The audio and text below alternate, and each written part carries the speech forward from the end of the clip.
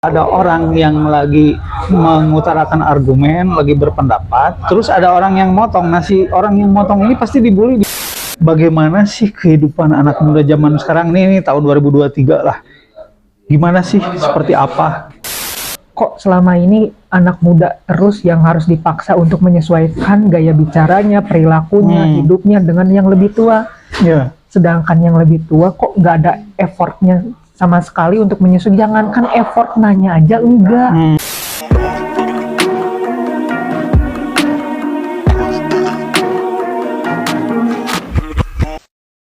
Gimana ada berdiskusi tadi? Soalnya saya makhluk yang tidak beradab gitu. Tolong ajarin saya. Kan kita sama-sama tidak beradab. Orang tidak beradab ngomongin adab diskusi. Jadi sering kita berdiskusi itu memang tidak ada pengalaman akademik mungkin seperti itu juga. Saya sendiri cuma lulusan SMK dan belum melanjutkan ke perguruan tinggi. Tapi Anda perhatiin yang punya pengalaman akademik kok nggak diterapkan gitu. Kan harusnya sedang diskusi, misalnya orang punya argumen, ya hargai dulu argumennya gitu. Jangan asal main potong gitu kan. Kan kita sering banyak hal-hal yang tidak tuntas tersampaikan, jadinya salah paham, jadinya kan seperti itu. Iya sih gitu kan, karena kita ini kebanyakannya tuh mendengarkan orang lain itu untuk menyiapkan balasan, bukan untuk memahami seseorang ini ingin menyampaikan apa, membicarakan apa gitu. Kalau kata Bima, kurangnya listening skill. Nah gitu. Jadi bukan hanya speaking skill atau skill berbicara, retorika tapi, gitu. Nggak perlu. Ada kalanya kita harus diam dan mendengarkan gitu. Iya, listening skill, benar. Adapun katanya salah, katanya kurang tepat, ya jangan dulu dipotong. Kita pahami dulu konteksnya gitu kan. Apa sih yang ingin dia sampaikan gitu. Nah, yang jadi pertanyaan, kan antum nggak punya pengalaman akademik. Tapi Ana memperhatikan kenapa antum kok seperti seolah punya pengalaman akademik. Gimana tuh? Ini saya radikal sebenarnya. Saya maksa-maksa orang untuk, ayo ikut pengajian saya. Kayak gitu loh dulu. Zaman SMP ya dan SMA awal-awal gitu. Cuman pas saya lulus dan saya nggak ngapa-ngapain gitu kan, saya sering sering nontonin podcast gitu. Podcast yang mungkin kayak gini-gini dan tapi ya emang dari kayak Deddy Corbuzier kayak gitu-gitulah. Dan saya mendengarkan mereka berdiskusi, saling melengkapi pembicaraan gitu kan. Ngobrolnya tuh caranya kayak gini kayak gitu, saya perhatikan. Dan saya coba implementasikan di kehidupan saya sendiri gitu. Dan kebetulan kan bintang tamu yang dihadirkan di podcast-podcast tersohor itu kan tokoh-tokoh juga, tokoh-tokoh yang luar biasa, makanya kredibel. Gitu. Walaupun saya nggak punya pengalaman di universitas atau apa, ya saya memperhatikan dengan apa yang saya punya. YouTube lah saya gunakan, internet dengan cara seperti itu biar nambah. Nah, kurang misalkan ilmu pengetahuan jadi nggak kepake itu karena tidak dipraktekkan gitu ya. Setelah saya melihat podcast-podcast kayak gitu, saya merasa terinspirasi untuk ngobrol lah, gitu kan. Jangan dengan siapa aja lah, boleh lah. Saya amati, saya tiru, gitu kan, saya praktekkan. Gitu. Memang gini, kalau kita diskusi itu ada memang untuk anti klimaks ya.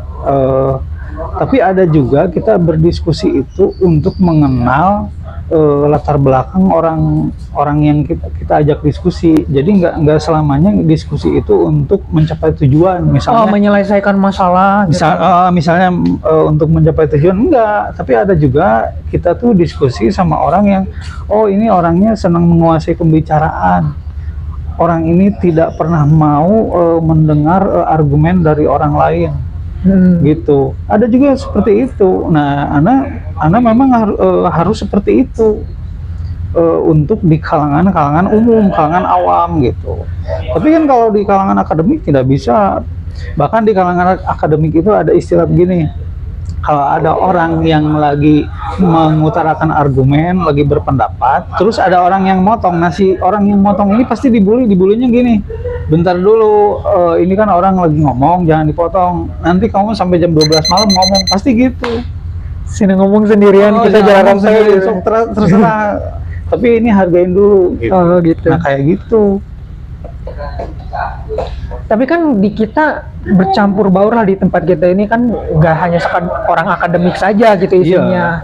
Jadi bisa dikatakan lebih sulit lagi untuk menggunakan adab-adab diskusi. Karena banyak banget latar belakangnya. Jadi selama ini yang saya rasakan ya saya hanya mendengarkan dulu saja.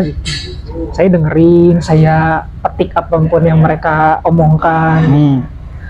Nggak berusaha untuk menjadi orang yang menguasai medan diskusi. Tidak sampai punya ambisi kayak gitu, enggak gitu. Memang kalau orang yang senang menguasai diskusi itu dia pikir orang lain tuh bodoh. Dia nggak bisa menghargai pendapat orang, nggak bisa. Oh, kata siapa? Coba contohnya siapa misalnya, atau misalnya contohnya orangnya seperti apa, ada nggak?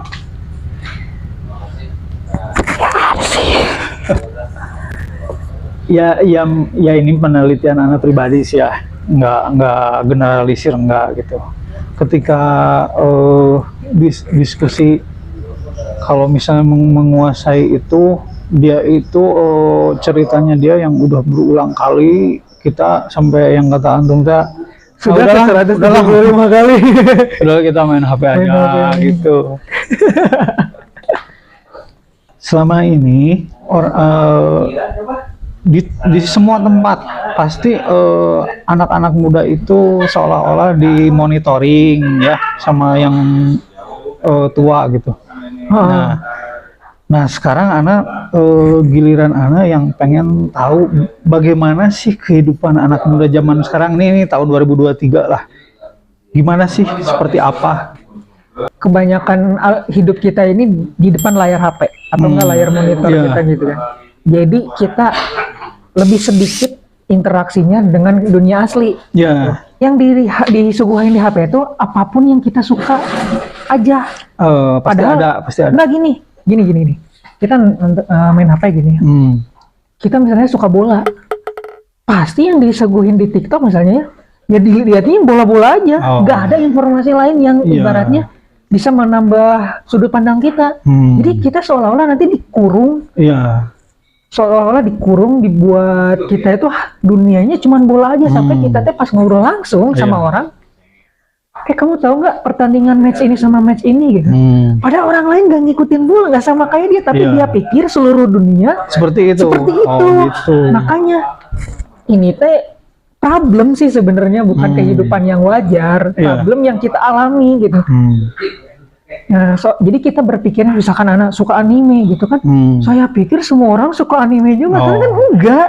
Enggak semua. Habib sendiri nggak tahu anime apa.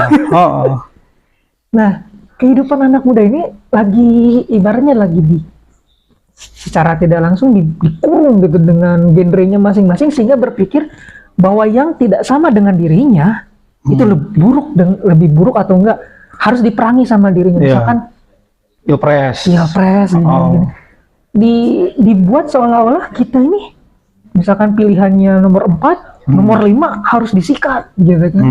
Beda kan dengan ilmu pengetahuan pada umumnya yang kita menerima apapun gitu, karena dunia kita ini terhubung satu sama lain. Dengan misalkan ilmu dagang, kalau misalnya kita tidak punya ilmu matematika kacau, nggak bisa hitung-hitungannya gitu. Terus nggak tahu ilmu komunikasi, nggak bisa masarin. Sesungguhnya ilmu pengetahuan itu jadi ilmu pengetahuan yang bermanfaat ketika digabungkan dengan ilmu lain. Nah ini mah kebalik, polarisasi anak muda sekarang menggunakan gadgetnya itu ya hanya untuk apapun yang dia sukai saja. Seolah-olah dunia sesempit itu, padahal tidak. Apakah benar ini dampak dari orang tua yang tidak ada perhatian atau otoriter kepada anak-anaknya, terus anak-anak muda jadinya jenuh? Ya, ada salah satu faktornya kayak gitu. Kalau menurut saya gini, peran orang tua itu penting banget di keluarga, sangat penting. bagi keluarga yang tidak ada sama sekali komunikasi pun hanya bentuknya perintah, Ya. nggak berperan sebagai orang tua, mengayomi, menyayangi gitu, si anak muda ini pasti akan mencari Iya. di luar keluarganya, Iya. gitu kan. Terus dia menemukan komunitas yang menurut dia baik, karena temennya merasa ngerti, karena dia punya problem yang sama, ternyata temannya juga sama, si keluarganya juga kayak Sama, gitu. iya. Akhirnya mereka bergabung dan akhirnya bikin narasi-narasi negatif tentang orang tua teh ternyata kayak gini buruknya gitu kan. Padahal di sisi orang tua apakah ingin anaknya seperti itu? Ya, nggak mau, kan? jelas nggak mau. Berarti problemnya di sini apa? Problemnya di sini komunikasi. Ya, maksudnya itu gimana anak muda menanggapi tentang orang tuanya masing-masing. Kalau misalnya saya nggak bisa mewakili seluruh anak muda, tapi kalau misalnya saya memposisikan diri sebagai anak muda, saya malah bertanya-tanya, kok selama ini anak muda terus yang harus dipaksa untuk menyesuaikan gaya bicaranya, perilakunya, hidupnya dengan yang lebih tua. Sedangkan yang lebih tua kok nggak ada effortnya sama sekali untuk menyesuaikan. Jangankan effort, nanya aja enggak. Gimana sih ngomong sama yang lebih muda? Gimana sih biar kita teh sefrekuensi? Gak ada. Tapi yang muda terus dipaksa kudu ngartinya kak kalau teh, kudu mengerti ya ke orang tua teh kayak gitu-gitu terus kan. Ya udah nih, jenuh kan. Dan daripada kita harus terus didikte sama yang gitu-gitu, ya udah kita pergi aja. Apalagi misalkan si anak muda ini udah punya kerjaan, udah punya kampus sendiri, dia ngekos jauh kan. Ya walaupun pada akhirnya nih tetap orang tua dan anak gitu yang dimana lama kelamaan juga ntar kalau misalnya mereka hidup sendiri pun mereka akan kepikiran, oh iya ya dulu aku disayang dan sebagainya, pasti kerasa sih. Begitupun yang tua kalau misalnya berpikir, wah dulu saya meren gitu ya, meren ya, kalau kan orang tua itu ngelihat anaknya dulu waktu kecil gemes dan lain-lain, keinget masa-masa itunya gitu ya. Cuman pada titik manapun kalau misalnya tidak ada yang muda nggak mau menyesuaikan karena terlalu terbebani, ataupun yang tua nggak mau menyesuaikan karena nggak mau mengerti, nggak akan pernah nyambung obrolan kita, sampai kapanpun nggak akan pernah nyambung. Iya, jadi dari situ kenakalan remaja itu bisa timbul seperti itu. Kenakalan remaja kayak orang tua nggak pernah nakal aja. Iya, maksudnya begitu.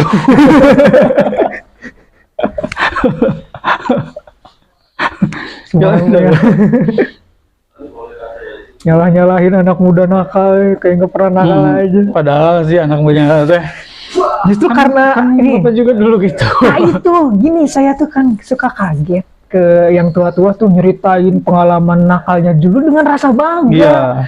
Yang muda-muda merasa terinspirasi, oh kalian tuh merasa hidup dengan cara nakal. Me ayah caritain ke budak gitu. Nyawaya namun budak gitu. Langsung fotokopi itu. Coping mechanism. Loh, sekarang nyalahin kenakalan remaja karena salah sendiri. Iya, karena dulunya bapak-bapaknya remaja. Sebenarnya Anda nggak bisa mewakili anak muda, cuman kalau misalnya saya sebagai anak muda gitu. Lebih rumit lagi, banyak anak muda yang mungkin jenisnya banyak banget justru karena mereka udah terpapar sama jutaan informasi yang udah nggak kebendung. Nah seharusnya kita ini dibekali sama ilmu-ilmu dasar tentang rasionalitas gitu-gitu yang biar kita bisa cross check sendiri berita ini kayak gimana, sumbernya, terus kebenarannya gimana. Harusnya kita dibekalin itu, bukan nyuruh-nyuruh terus nyari ilmu, enggak. Ilmu sekarang datang sendiri. Maka kalau menurut saya harusnya anak muda itu dibekalin sama ilmu memilah-milih mana yang benar dan yang baik atau buruknya gitu. Ini mah jangankan dibekali, orang tuanya aja gampang kena hoax, anjir lah. Nah grup WhatsApp bapak-bapaknya gitu kan, kiamat 2024 goblok gitu kan.